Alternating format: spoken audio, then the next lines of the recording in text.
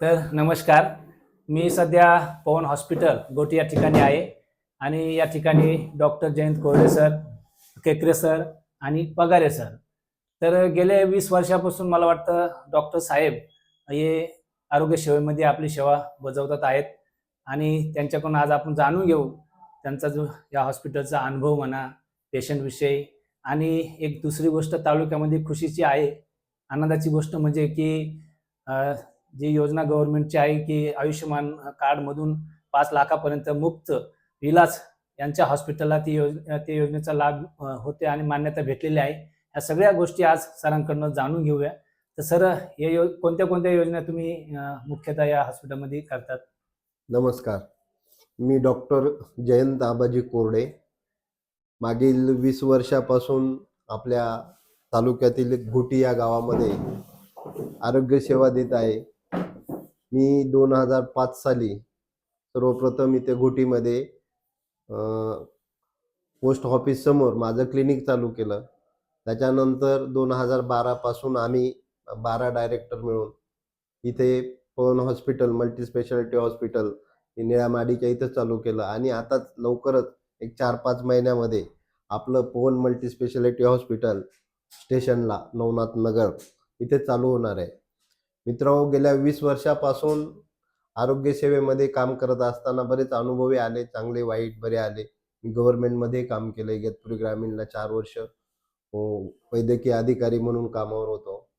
त्याच्यानंतर प्रायव्हेटमध्ये मी भूलतज्ञ अनस्थेशियाचा डिप्लोमा करून जेव्हा मी परत प्रॅक्टिसमध्ये उतरलो मित्र, तेव्हा इथं आपल्या इगतपुरी तालुक्यामध्ये ऑपरेशन थिएटर नावाला एक दुसरं ऑपरेशन थिएटर होतं. ऑपरेशनची संख्या जी होती, एक हारणे म्हणून डॉक्टर होते सर्जन, त्यांच्याकडे ऑपरेशन व्हायचे. कंदेवाड डॉक्टर होते, त्यांच्याकडे व्हायचे.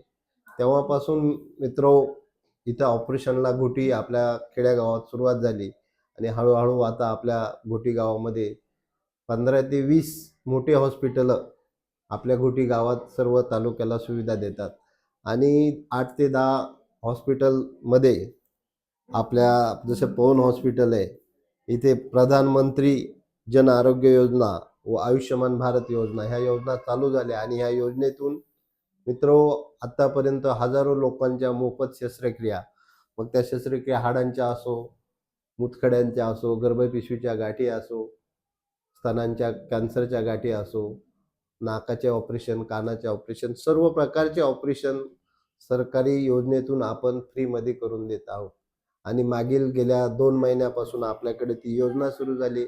आतापर्यंत 2 महिन्यामध्ये आपल्याकडे 85 रुग्णांनी 2च महिन्यामध्ये 85 रुग्णांनी ह्या योजनेचा लाभ घेतलाय. मित्रांनो, मी सर्वांना विनंती करतो की इथून पुढेही आपल्या हॉस्पिटल 50 बेडचं हॉस्पिटल होतंय.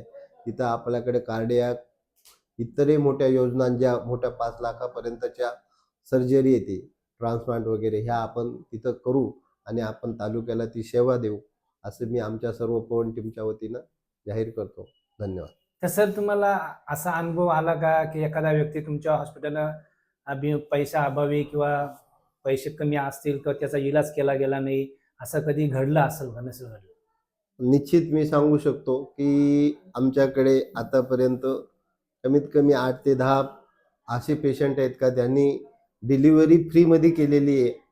एक पेशंट, अक्षरशः एक पेशंट होतं, कातकरी समाजाचं पेशंट होतं, तर त्यांचं आम्ही सिझरिन केलं. इव्हन आम्ही त्यांच्याकडून ₹1 पण घेतलेला नाही, फ्री सिझर केलेलं आहे आम्ही अशा पेशंटचं. ते पेशंटचं हे पण सांगतो मी, आपलं हे काय गावाचं, मुकणे येथील वस्तीवर राहणारं पेशंट होतं. त्यांचं फक्त ₹3000 सिझर केलंय आपण, ₹3000. म्हणजे त्यांनी परत पैसे दिले नाही. पेशंट नंतर टाके काढून गेलं, पैसेच नाही. असं फ्री खूप अनुभव येते. आजही आमच्याकडं बरेच पेशंट असे असतात का त्यांना जेवणाची सोय नसते, डब्याची सोय नसते. आम्ही बऱ्याच पेशंटना सांगतो का तुम्ही नसेल डबा तर सांगा, आम्ही आमच्याकडून देऊ. आम्ही त्या पण सुविधा देतो. आणि आपल्या नवीन हॉस्पिटलला आम्ही मेस आमची फ्रीच राहणार आहे. आम्ही स्वतःच इथले तालुक्यातले असल्यामुळे आम्ही ठरवलंय अन्नदान हे एक दान असतं, तर ते आम्ही मेस ही फ्रीच ठेवणार आहे नवीन हॉस्पिटल. आता आपला हा तालुका मागासवर्गीय आहे, जास्त करून आदिवासी लोक या भागामध्ये राहतात. मुख्य व्यवसाय त्यांचा शेती आहे. इतर उद्योगधंदे या ठिकाणी जास्त नाही आहेत, रोजगाराची खूप कमी हमी आहे या ठिकाणी. नाशिक तर या भागातील लोकांना परवडण्यासारखा नाही आहे. जेव्हा पेशंट जर ॲडमिट करायचा असला तर 50,000 ते तुरंत डिपॉझिट मागतात. त्याच्यानंतर पुढे पेशंटवरती कारवाई केली जाते समजा इलाजासाठी. तसं तुमच्याकडं तर कधी असा अनुभवला नाही आम्ही की तुम्ही कधी पेशंटला बिना पैशाच्या अभावी वापस केलेलं आहे का काही असं कधीच आता म्हणजे आमच्या पण आढळण्यात आलेलं नाही. तुमचं हमेशा नाव निघालं आहे की कोरडे साहेबांच्या तिथे पैसे बरे आज नाही आहेत, पण ॲडजस्ट करून ते घेतात. नंतर पैसे नंतर द्या, पहिला पेशंटचा इलाज करा, असं मी बऱ्याच पेशंटच्या तोंडानं ऐकलेलं आहे. ही गोष्ट खरी आहे का? नक्कीच, नक्कीच. आम्ही आतापर्यंत तुम्हाला सांगतो, की बरेचसे पेशंट असे असतात का आपल्या खेडोपाडीवरून येतात. त्यांच्याकडे भाड्याला पैसे नसतात. मग बऱ्याच वेळेस मग ते बिल डिपॉझिट घ्यायची गोष्ट दूरच आहे. पण बिलातच त्यांचं असं असतं का 15,000 बिल झालं, तर आम्हाला 5,000 कमी करून द्या, 10,000 कमी करून द्या. आणि त्याच्यात निश्चितच आपण बऱ्यापैकी त्यांना कमी करून देतो. आणि सर्व समाजातील सर्व बांधवांसाठीच ते सुविधा आहे ती. आम्ही असं हे नाही का एखाद्याकडे मोठा आहे श्रीमंत आहे, त्याला पण तेच कन्सेशन असतं. गरिबाला पण तेच कन्सेशन वापस असतं. जाण्यासाठी लोकांकडे पैसे पण नसतात, त्याची तुम्ही ते ॲम्ब्युलन्स पण सेवा करून देता तुम्ही. नक्कीच, नक्कीच. आतापर्यंत असे किती पेशंट आहेत का आमच्या बेडशीट, चादरी घेऊन जाता, परत येत नाही. ते ॲम्ब्युलन्समध्येच पेशंटकडे गेलेले आहेत. अशी कितीतरी उदाहरणे आहेत ती, की निश्चितच आम्ही ती सेवा आहे ती पुरवतो पेशंटला. नक्कीच मित्रांनो, सरांनी अतिशय खूप महत्त्वाची माहिती दिली आहे. जी आयुष्यमान योजनाचं जे सरकारचं जो पॉलिसी आहे 5 लाखापर्यंत कुठलाही इलाज कुठलीही बिमारी असो त्याच्यावरती इलाज करणं. आणि त्याने सांगितलं का पैशाव्या अभावी आपल्या हॉस्पिटलमधून कधीही पेशंट बिना इलाजचा वापस गेलेला नाही. आपण ॲडजस्ट करून मागे पुढे करून त्याचा इलाज करूनच पाठवतो. सर तुम्ही खूप आरोग्यदूत आमच्या या भागासाठी आहात. गोरगरिबांचे कैवारी आहेत तुम्ही. आणि इथून पुढे अजून लोकांनी लाभ घ्यावा आणि अवश्य पवन हॉस्पिटलला भेट द्यावा आणि इलाज आपला करावा. ज्यांच्याकडे कोणते राशन कार्ड चालतात, पिवळा, सफेद? सर्व आता सुरुवात काय झाली, अगोदर फक्त पिवळ्या रेशन कार्डसाठी योजना होती. आता काय झालंय, गव्हर्नमेंटने जन आरोग्य योजनेमध्ये जे 1,41,000 होते, त्यामधली रुग्णांची संख्या पण वाढवली. म्हणजे गव्हर्नमेंटने काय केलंय, की राज्यातील फक्त 900 हॉस्पिटल अटॅच होते या योजनेसाठी. आता त्यांनी काय केलंय, 4,180 नवीन हॉस्पिटल जॉईन केलेत पूर्ण राज्यामध्ये. त्याच्यामुळं आपण फक्त घोटीपुरताच नाही, पूर्ण राज्यामध्ये कुठेही गेलं ना, तर त्यांनी जे आजार आहेत, फुफ्फुस, हृदय, अस्थिमज्जा असे जे नवीन 9 जे गंभीर आजार होते, त्यांची जी मर्यादा होती, की 9 लाखापर्यंत त्या सर्जरीचा खर्च यायचा. तो 9 लाखावरून आता गव्हर्नमेंटनं तो 22 लाखावर केलाय. म्हणजे 22 लाख तुम्हाला फ्री देतं. तर एखाद्याचं फुफ्फुस बदलायचं असेल, एखाद्याची मज्जातंतू बदलायचे असतील, तर त्याच्याशी होणारा जो खर्च आहे, तो गव्हर्नमेंटनीच बदलून त्याची अमाउंट 9 लाखाची 22 लाखावर केलेली आहे.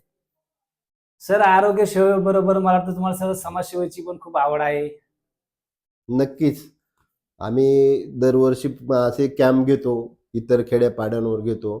गेल्या 20 वर्षापासून मी दर वर्षाच्या 24 डिसेंबरला आमच्या इगतपुरी येथून एक पालखी जाते साईबाबाला. तर दरवर्षी मी त्या पालखीसाठी अन्नदान, माझ्या मुलाचा वाढदिवसाचा दिवस असतो. दरवर्षी मी ते आमची 100 वरून संख्या सुरू झाली होती. आज 400 लोकं जात आहे ह्या 24 डिसेंबरला त्या पालखीला. तर दरवर्षी मी त्या पालखीला अन्नदान देतो.